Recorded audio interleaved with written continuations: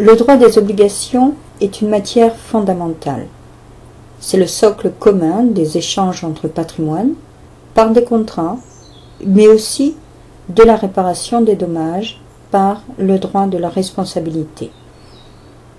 L'obligation est un lien de droit entre une ou plusieurs personnes, en vertu duquel le créancier peut exiger du débiteur une action, par exemple payer un loyer, ou une abstention, par exemple ne pas faire concurrence à son ancien employeur.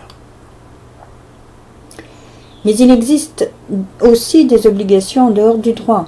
Les individus peuvent être liés par des obligations relevant de la morale et sanctionnées en conscience ou par le désaveu social.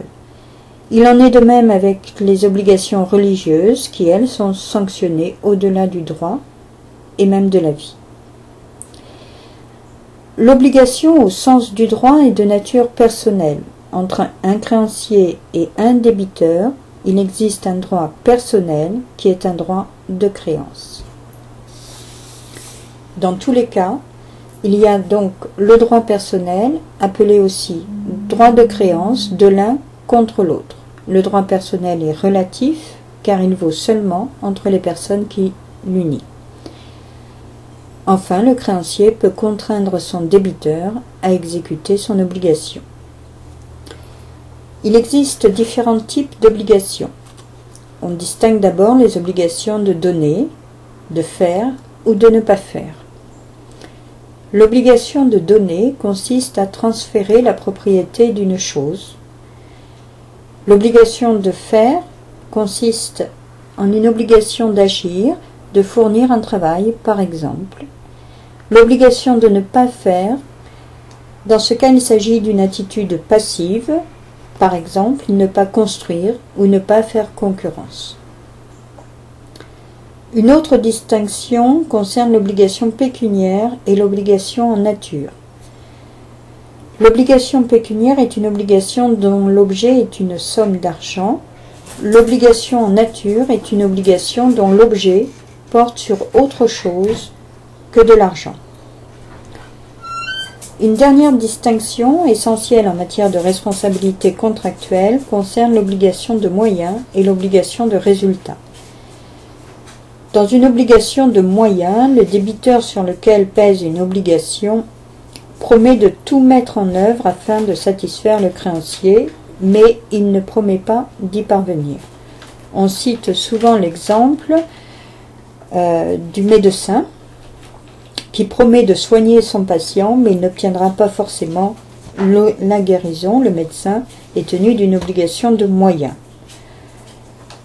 Dans l'obligation de résultat, le débiteur supporte une obligation de résultat dans laquelle il promet de fournir le résultat attendu par le créancier, par exemple le transporteur qui s'engage à transporter les voyageurs sains et saufs d'un point à un autre.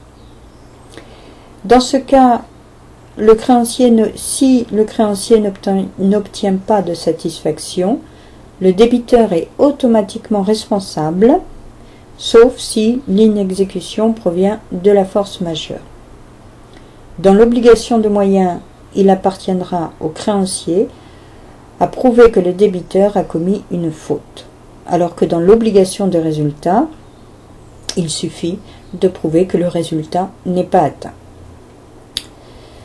Les obligations ont diverses sources qui sont la loi, les faits juridiques et ce qu'on appelle les actes juridiques.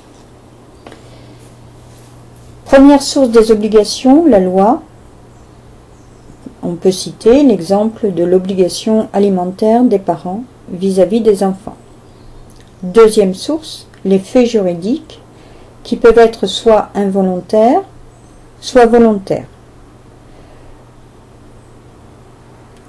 Et enfin, troisième source d'obligation, la plus importante, celle qui regroupe les actes juridiques, que l'on définit comme des manifestations de volonté qui sont destinées à produire des effets de droit.